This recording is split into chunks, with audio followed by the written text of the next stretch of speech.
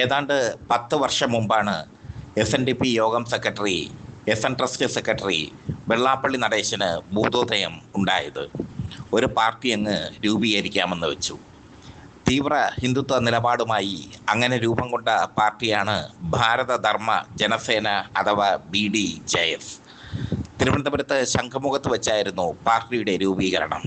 അന്ന് തന്നെ വെള്ളാപ്പള്ളി ഗുരു ചിഹ്നവും പ്രഖ്യാപിച്ചു, കൂപ്പുകൈ. BJP അണികളാണ് പാർട്ടിയെ പൊതുധാരയിലെത്തിക്കാൻ അന്ന് ശംഖുമുഖത്ത് തടിച്ചുകൂടിയത്. CPM-നെ വിമർശിച്ചും കോൺഗ്രസിനെ വിമർശിച്ചും തീവ്ര ഹിന്ദുത്വം പറഞ്ഞ് ഹിന്ദുത്വവാദികളെ പോലും ശശികല ടീച്ചറെ പോലും നാണിപ്പിച്ചും അങ്ങനെ BDJS-മായി വെള്ളാപ്പള്ളി നടന്നു. 10 വർഷം കഴിയുമ്പോൾ ഇപ്പോൾ വെള്ളാപ്പള്ളിയുടെ പാർട്ടിയിൽ ആളുമില്ല, പേരുമില്ല. BJP-യോടൊപ്പം നിന്നിട്ട് ഗുണവുമില്ല. തുഷാർ വെള്ളാപ്പള്ളിയെ രാജ്യസഭയിലേക്ക് അയക്കുമെന്ന് കുറച്ചു കാലമായി BJP പറയുന്നുണ്ടെങ്കിലും കാര്യങ്ങൾ നടന്നില്ല. പ്രവീൺ തൊഗാഡിയെ പോലും അതിശയിപ്പിക്കുന്ന തരത്തിൽ ഹിന്ദുത്വം പറഞ്ഞു നടന്ന വെള്ളാപ്പള്ളിക്ക് ഇല്ലത്തുനിന്ന് ഇറങ്ങുകയും ചെയ്തു, അമ്മ തൊട്ട് എത്തിയതുമില്ല.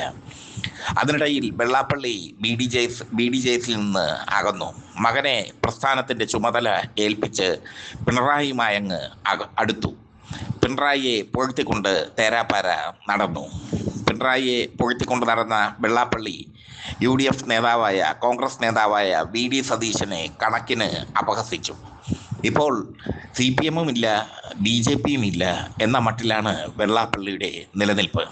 കഴിഞ്ഞ തദ്ദേശ സ്വയംഭരണ തെരഞ്ഞെടുപ്പിൽ 300-ലധികം സീറ്റുകളിലാണ് BDJS മത്സരിച്ചത്. ജയിച്ചത് 5 സീറ്റിൽ, ആകെ 5 സീറ്റിൽ. ഇതോടെ ഭൂലോക പരാജയമാണ് തൻ്റെ പാർട്ടിയെന്ന് വെള്ളാപ്പള്ളിയും മകനും തിരിച്ചറിഞ്ഞിരിക്കുന്നു. വെള്ളാപ്പള്ളി BDJS ഉണ്ടാക്കി BJP-യോടൊപ്പം കൂടിയത് ED-യുടെയൊക്കെ അന്വേഷണത്തിൽ നിന്ന് രക്ഷപ്പെടാനായിരുന്നു. പിന്നീട് മകനെ പാർട്ടി ഏൽപ്പിച്ച് നേരെ പിണറായി വിജയൻ്റെ കാൽക്കലേക്ക് ചേക്കേറിയത് സംസ്ഥാന സർക്കാർ തനിക്കെതിരെയുള്ള കേസുകൾ പൊക്കിക്കൊണ്ടുവരാതിരിക്കാനായിരുന്നു. SM കോളേജിലെ ഫണ്ട് തിരിമറി കേസും KK മഹേശൻ്റെ ആത്മഹത്യയും ഒക്കെ വെള്ളാപ്പള്ളി നടേശനെ വെട്ടിലാക്കി. മൈക്രോ ഫിനാൻസിൻ്റെ പേരിൽ വൻ തട്ടിപ്പാണ് നടത്തിയത് വെള്ളാപ്പള്ളി നടേശൻ. SN കോളേജുകളിലെയും സ്കൂളുകളിലും നിയമനത്തിൻ്റെ പേരിൽ കോടികളാണ് കോഴ വാങ്ങിയത് നടേശൻ. അതൊക്കെ ED അന്വേഷിച്ചാൽ നടേശൻ പെടും. മൈക്രോ ഫിനാൻസ് ED അന്വേഷിക്കുന്ന ഘട്ടമെത്തിയപ്പോൾ പതുക്കെ BJP-യുമായി ചേർന്നു. പിന്നീട് മഹേശൻ്റെ ആത്മഹത്യയും SM കോളേജ് ഫണ്ട് തിരിമറി കേസും ഒക്കെ ഉണ്ടായപ്പോൾ വെള്ളാപ്പള്ളിയെ അറസ്റ്റ് ചെയ്യുന്ന അവസ്ഥയിലെത്തി. അപ്പോൾ പിണറായിയുമായി ചേർന്നു. രണ്ടാം പിണറായി സർക്കാർ രൂപവൽക്കരിച്ചപ്പോൾ പിണറായി ആശീർവദിക്കാൻ വെള്ളാപ്പള്ളി എത്തി. ക്രമേണ പിണറായിയുമായി ഒരുപാട് അടുക്കുന്ന വെള്ളാപ്പള്ളിയെയാണ് കേരള സമൂഹം കണ്ടത്. ആഗോള ഭക്തി സംഗമത്തിൽ എല്ലാവരെയും അത്ഭുതപ്പെടുത്തിക്കൊണ്ട് മുഖ്യമന്ത്രിയുടെ കാറിലെങ്ങനെ നടേശൻ വന്നിറങ്ങി. പിന്നീട് അതിനുശേഷം നടേശൻ കാണിച്ചു കൂട്ടിയതെല്ലാം അബദ്ധം. മുസ്ലിങ്ങൾക്കെതിരെ വർഗീയ പരാമർശങ്ങൾ നിരന്തരം നടത്തി. മുസ്ലിങ്ങൾക്കെതിരെ നിരന്തരം വർഗീയ പരാമർശം നടത്തുന്ന വെള്ളാപ്പള്ളിയെ കൂടെ കൂട്ടിയതിൽ മുസ്ലിം ജനവിഭാഗത്തിന് ഇടതുപക്ഷത്തോട് എതിർപ്പായി. ഫലമോ, തദ്ദേശ സ്വയംഭരണ തെരഞ്ഞെടുപ്പിൽ ഇടതുപക്ഷത്തിൽ നിന്ന് മുസ്ലിം ജനവിഭാഗം അകന്നുപോയി. വെള്ളാപ്പള്ളിയുടെ വർഗീയ പരാമർശം ക്രിസ്ത്യാനികൾക്ക് പോലും പിടിച്ചില്ല. അവരും LDF-ൽ നിന്ന് അകന്നുപോയി. ജോസ് കെ മാണി ഉള്ളതുകൊണ്ട് കുറച്ചൊക്കെ പിടിച്ചു നിന്നു എന്ന് മാത്രം. വെള്ളാപ്പള്ളി നടേശനാണ് ഈ ഭൂലോക തോൽവിക്ക്, LDF-ൽ ഇപ്പോഴുണ്ടായ തിരിച്ചടിക്ക് കാരണമെന്ന് പിണറായി വിജയൻ തിരിച്ചറിഞ്ഞിരിക്കുന്നു. എന്തായാലും BDJS BJP വിടാൻ തീരുമാനിച്ചിരിക്കുന്നു.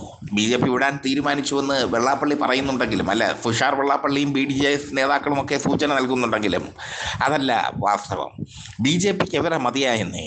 ഇങ്ങനെ ഒരു പാർട്ടിയും സഖ്യകക്ഷിയാക്കിക്കൊണ്ട് BJP എന്തിനാണ് നടക്കുന്നതെന്ന് BJP-യിലുള്ള പ്രമുഖർ തന്നെ ചോദിച്ചു തുടങ്ങി. കാരണം ഒരു ഗുണവുമില്ല, അവർക്കും ഗുണമില്ല, പാർട്ടിക്കും ഗുണമില്ല. BDJS-നും ഗുണമില്ല, BJP-ക്കും ഗുണമില്ല. 300 സീറ്റിൽ മത്സരിച്ചു, 5 സീറ്റാണ് ലഭിച്ചത്.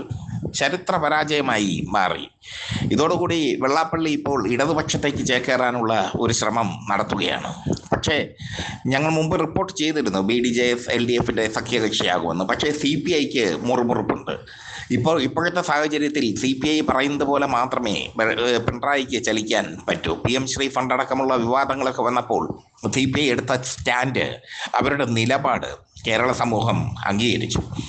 അതുകൊണ്ട് തന്നെ CPIയുടെ അനുവാദം കൂടാതെ വെള്ളാപ്പള്ളിയെ എടുക്കാൻ പിണറായി വിജയന് കഴിയില്ല. CPM നേതാവായ R നാസർ, ആലപ്പുഴ ജില്ലാ സെക്രട്ടറി R നാസർ വെള്ളാപ്പള്ളിയെ ക്ഷണിച്ചിട്ടുണ്ടെങ്കിലും അതിനൊക്കെ പരിമിതിയുണ്ട്. LDF യോഗത്തിൽ ചർച്ച ചെയ്യുമ്പോൾ CPIയും മാണി ഗ്രൂപ്പും ഒരുമിച്ച് എതിർക്കും വെള്ളാപ്പള്ളിയെ.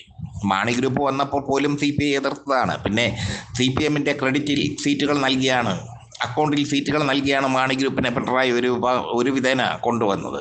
വെള്ളാപ്പള്ളിയെ പോലെ തനി വർഗീയത പറഞ്ഞു നടക്കുന്ന ഒരാളെ പിടിച്ച് LDFിലെടുത്താൽ LDFിനുള്ള വോട്ടും പോവും എന്നുള്ളത് ചിന്തിക്കുന്ന, അരിയാഹാരം കഴിക്കുന്ന എല്ലാവർക്കും അറിയാം.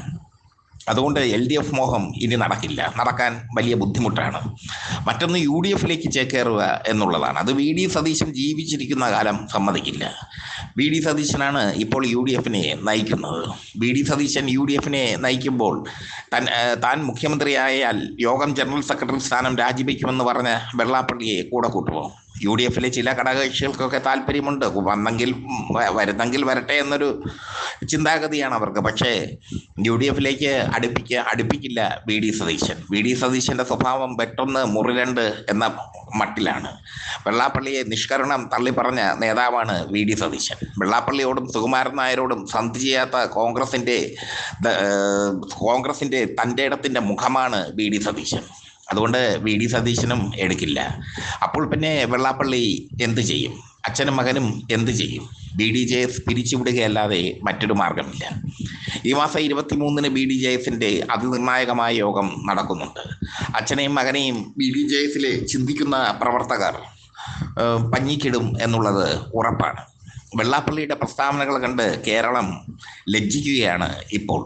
മലപ്പുറം ജില്ലയ്ക്കെതിരെ പ്രസ്താവന നടത്തുന്നു. മുസ്ലിങ്ങൾക്കെതിരെ അതിശക്തമായ തീവ്ര ഹിന്ദുത്വം പറഞ്ഞുകൊണ്ട് പ്രസ്താവന നടത്തുന്നു. ഇതൊക്കെ മുഖ്യമന്ത്രിയുടെ ചെലവിലാണെന്നാണ് മുസ്ലിങ്ങൾ കരുതുന്നത്. അതാണ് തദ്ദേശ സ്വയംഭരണ തെരഞ്ഞെടുപ്പിൽ മലപ്പുറത്ത് ഒരു വൈറ്റ് വാഷ് തന്നെ ഉണ്ടായത്. LDFിന്റെ കോട്ടകൊത്തളങ്ങൾ മലപ്പുറത്ത് തകർന്ന് തരിപ്പണമായതിന് കാരണം വെള്ളാപ്പള്ളിയാണ്. അത് CPMലെ ചിന്തിക്കുന്ന നേതാക്കൾ തിരിച്ചറിയുന്നുണ്ട്. പിന്നെ മുഖ്യമന്ത്രിക്ക് ഒരു സ്വഭാവമുണ്ട്, അദ്ദേഹം എപ്പോഴും ആപത് ബാന്ധവനാണ്. തൻ്റെ കൂടെ നിൽക്കുന്നവരെ അദ്ദേഹം ഹൃദയത്തോട് ചേർത്ത് സംരക്ഷിക്കും. അതുകൊണ്ടാണ് വെള്ളാപ്പള്ളിയെ ഇതുവരെ സംരക്ഷിച്ചത്. പക്ഷേ ഇപ്പോൾ മുഖ്യമന്ത്രി ദുർബലനാണ്. തദ്ദേശ സ്വയംഭരണ തെരഞ്ഞെടുപ്പിലെ തോൽവിയുടെ ഉത്തരവാദിത്വം മുഖ്യമന്ത്രിക്ക് കൂടിയാണ് എന്നാണ് CPI ശക്തമായ രീതിയിൽ പറഞ്ഞത്.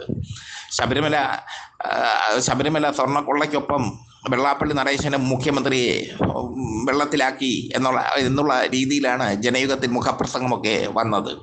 CPI പച്ചയ്ക്ക് തന്നെ അത് പറയുകയും ചെയ്തു LDF യോഗത്തിൽ. എന്തായാലും 23-ാം തീയതി BDJSന്റെ അതിനിർണായകമായ യോഗം നടക്കുകയാണ്. BDJSന് ഒരുപാട് പറയാനുണ്ട് BJPയിൽ നിന്നതിനെപ്പറ്റി. BJP പ്രവർത്തകർ BDJSന് വേണ്ടി പ്രവർത്തിക്കില്ല. ജയിക്കുമെങ്കിലല്ലേ പ്രവർത്തിക്കുക, അവരെ കുറ്റം പറഞ്ഞിട്ട് കാര്യമില്ല. 300 സീറ്റ് നൽകി, 300ഓളം സീറ്റുകൾ നൽകിയിൽ 5 സീറ്റ് വിജയിച്ച ഒരു പാർട്ടിയെ ഇനി എന്തിന് താങ്ങണം എന്ന ചോദ്യമാണ് BJPക്കാർ തമ്മിൽ ചോദിക്കുന്നത്. അതുകൊണ്ട് തന്നെ BJPക്കാർക്ക് BDJSനെ ഇനി വേണ്ട. CPMലേക്കോട്ട് കയറ്റത്തുമില്ല, UDFിലോട്ട് എടുക്കത്തുമില്ല. ഇനി പാർട്ടി പിരിച്ചുവിടാം അച്ഛനും മകനും.